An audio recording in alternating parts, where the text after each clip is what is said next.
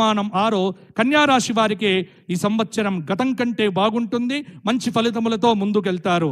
ఇక తులారాశి ఆదాయం 8, వ్యయం 5, రాజ్యపూజ్యం 2, అవమానం 2. ఇక్కడే ఒక నిమిషము ఆగాల్సిన పరిస్థితి. ఎందుకోసం అంటే నేను రాసుకున్నటువంటి మాట ఒక్కటి నేను ఇక్కడ చెప్పబోతూ ఉన్నాను. మనం అందరం కూడా ఎదురు చూస్తున్నటువంటిది ఏమిటి అంటే మరి గౌరవనీయులైనటువంటి ముఖ్యమంత్రి వర్యుల వారిది ఏమిటి, వారి యొక్క నక్షత్రం ఏమిటి, వారి యొక్క రాశి ఏమిటి అనేటువంటిది. ఎందుకంటే రాజుది చూస్తేనే రాజ్యం బాగుంటుంది. కాబట్టి ఈ సంవత్సరం కనుక నేను ఇక్కడ వారిది చూడగా వారిది అద్భుతంగా తులారాశి అయింది. చిత్తా నక్షత్రంలో వారు జన్మించినారు. ఈ సంవత్సరం ఏమిటి అంటే విశేషం ఏమిటి, వారికి అద్భుతమైన పంచమాధిపతి సప్తమాధిపతి వెళ్ళి భాగ్యస్థానంలో ఉన్నటువంటి బుధుడు యొక్క మహాదశ అనేటువంటిది వారి జాతకంలో ప్రారంభమైంది, మొన్ననే ప్రారంభమైంది. కాబట్టి వారికి అద్భుతమైనటువంటి అవకాశములతో పాటు పేరు ప్రఖ్యాతులు, కానీ విపరీతమైన నరఘోష వారిని కొంత కదిలించి వేస్తూ ఉంటుంది. కాబట్టి నరఘోష నుంచి వారు దూరం కావటానికి నిరంతరం లక్ష్మీ నరసింహ సేవ, లక్ష్మీ నరసింహ ఆరాధన, కాలభైరవ అష్టక స్తోత్ర పారాయణాదులు తులారాశి వారు చెయ్యాలి. ఎందుకోసమంటే తులారాశి వారికి ఈ సంవత్సరము అద్భుతమైనటువంటి ఫలితాలు కలగబోతూ ఉన్నాయి. అలాగే తులారాశి ఆదాయం 8, వ్యయం 5, రాజ్యపూజ్యం 2, అవమానం 2. కాబట్టి తులారాశి వారికి ఈ సంవత్సరము తిరుగులేదు. వృశ్చిక రాశి ఆదాయం 14, వ్యయం 11, రాజ్యపూజ్యం 5, అవమానం 2. వృశ్చిక రాశి గౌరవనీయ ప్రధానమంత్రి గారి యొక్క రాశి. వృశ్చిక రాశి, వృశ్చిక లగ్నం వారికి కూడా కొంత ఇబ్బందికరమైన పరిస్థితులతో పాటు కొంత బాగానే ఉంటుంది. వీరికి వృశ్చిక రాశి వారు ఈ సంవత్సరం మధ్యస్థ ఫలితాలనే పొందబోతూ ఉన్నారు. ధనుస్సు రాశి ఆదాయం 11, వ్యయం 2, రాజ్యపూజ్యం 1, అవమానం 5. ధనుస్సు రాశి వారికి అర్ధాష్టమ శని దోషం ప్రారంభమైంది. జాగ్రత్తగా ఉండాలి, ఆరోగ్యాన్ని కాపాడుకోండి. మకర రాశి ఆదాయం 5, వ్యయం 5, రాజ్యపూజ్యం 4, అవమానం 5. మకర రాశి వారికి ఈ సంవత్సరం అద్భుతమైన గ్రహ సంచారం. కష్టాలు దూరమైపోయాయి, సుఖాలు రాబోతున్నాయి.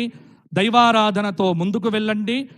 నీరసం నుంచి అద్భుతమైనటువంటి ఆనందంలో అడుగు పెడతారు. కుంభరాశి ఆదాయం 5, వ్యయం 5, రాజ్యపూజ్యం 7, అవమానం 1. కుంభరాశి వారికి గత సంవత్సరం కంటే పర్వాలేదు. కొన్ని ఇబ్బందులు, కొంచెం కష్టం, కొంచెం నష్టం, కొంచెం ఇష్టం, ఈ 3 ఫలితాలు వీరి జాతకాల్లో చూడవచ్చు. ఇక వచ్చింది బాబు ఏమిటి అంటే మీనరాశి. ఇక మీనరాశి గురించి నేను చూస్తే ఎంతమంది భయపడుతున్నారు, చాలామందిని భయపెడుతున్నారు. మీనరాశి వాళ్ళందరూ పోతారని ఎవరో చెప్తూ ఉంటే నేను చూశా. ఇది కాదండి. మీనరాశి వారికి ఎందుకు అంటే ఒకే మీనరాశిలో షష్టగ్రహ కూటమి రావటం మీనరాశి వారికి కొంత ఇబ్బందికరమైన పరిస్థితి. కానీ భయపడకండి, ఎందుకంటే 6 గ్రహాలు ఏవైతే ఉన్నాయో బలంగా లేవు. ఇక్కడ బలంగా లేనటువంటి గ్రహముల యొక్క ప్రభావము పెద్ద చూపించదు. కాబట్టి షష్టగ్రహ కూటమో ఏదో ఇబ్బంది పెడుతుంది, మీనరాశి వాళ్ళంతా ఏదో అవుతారు, ఏమీ కారు. భగవత్ చరణారవిందముల మీద శిరస్సు పెట్టిన వాడికి అభయం సర్వభూతేభ్య దదామి ఏతద్వ్రతం మమ. కాబట్టి మీనరాశి వారు ఎక్కువగా గుళ్ళల్లో గడపండి, దైవారాధన చెయ్యండి, మంచి పనులు చేయండి, భగవత్ ప్రార్థన చేస్తే మీనరాశి వారికి ఈ సంవత్సరం అనుకూలంగా ఉండబోతోంది. ఈ విధంగా మనకు ఎలా ఉంది అంటే ఈ విశ్వావసు నామ సంవత్సరం ఒక పద్య రూపంలో మా మాధవ గణపాటి గారు రాసిన ఒక పద్యాన్ని ఇక్కడ మీకు చదివించి నా పంచాంగ పఠనాన్ని నేను ముగిస్తాను. ఏమిటి అంటే ఈ విశ్వావసు వసులన్ మతులన్ త్రుంచునే క్రమముగా, వసులన్ మతులన్ త్రుంచునే క్రమముగా, విశ్వావసున్నామకన్ అసులన్ మోగన రూపలన్ వశమున విధితానే ఆడించునే, కసులన్ మానస వీధులన్ విసరితానంద కందంబుతోన విశ్వావసుత ఆడునే నరులతో వింతైన చేష్టల సృజిన్నే. ఎలా ఉంది మొత్తం విశ్వావసు అంటే కొంచెం పులుపు, కొంచెం కారం, కొంచెం స్వీట్, కొంచెం ఆనందం, అన్ని రకాల షడ్రుచుల కలయిక, షడ్భావముల యొక్క కలయిక. సుఖముంది, దుఃఖముంది, ఆనందముంది, ఐశ్వర్యముంది, అన్నీ ఉన్నాయి. కానీ అనుభవించే వాళ్ళు కొంతమందే. ఆ కొంతమంది ఎవరు అనేటువంటిది మీ సాధనను బట్టి, మీ ఆరాధనను బట్టి, ధర్మాన్ని తప్పకుండగా, శాస్త్రాన్ని తప్పకుండగా, భగవంతుడి యొక్క దివ్యమైనటువంటి అనుగ్రహాన్ని పొందినటువంటి ప్రతి ఒక్కడు కూడా బాగుంటాడు.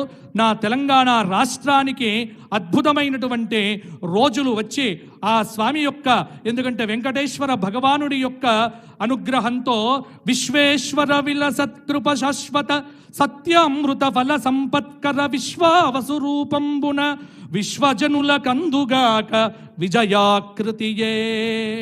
ఇది మా జొన్నవిత్తుల గారు చెప్పినటువంటి మాట.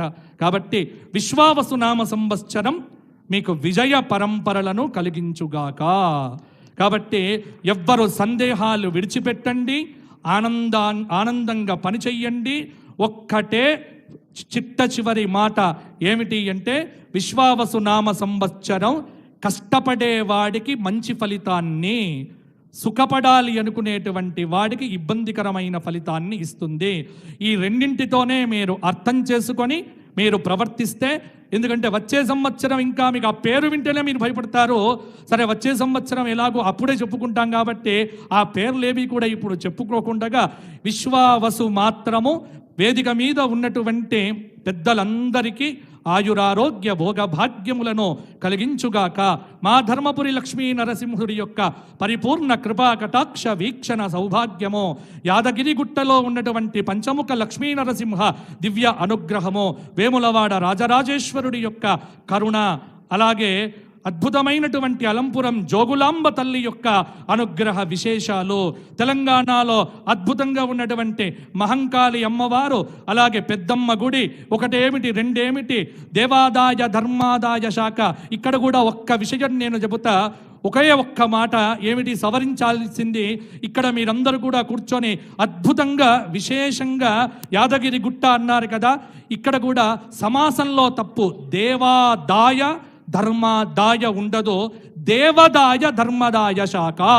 కాబట్టి ఆ దీర్ఘము తీసి పెట్టుకుంటే బ్రహ్మాండంగా ఉంటుంది అని నేను విన్నవిస్తూ, చక్కటి అద్భుతాలు ఈ సంవత్సరం జరగాలి అనుకుంటే విశేషమైనటువంటి యాగాలు క్షేత్రముల యందు జరగాలి, విశేషమైన కుంభాభిషేకాలు జరగాలి. ఈ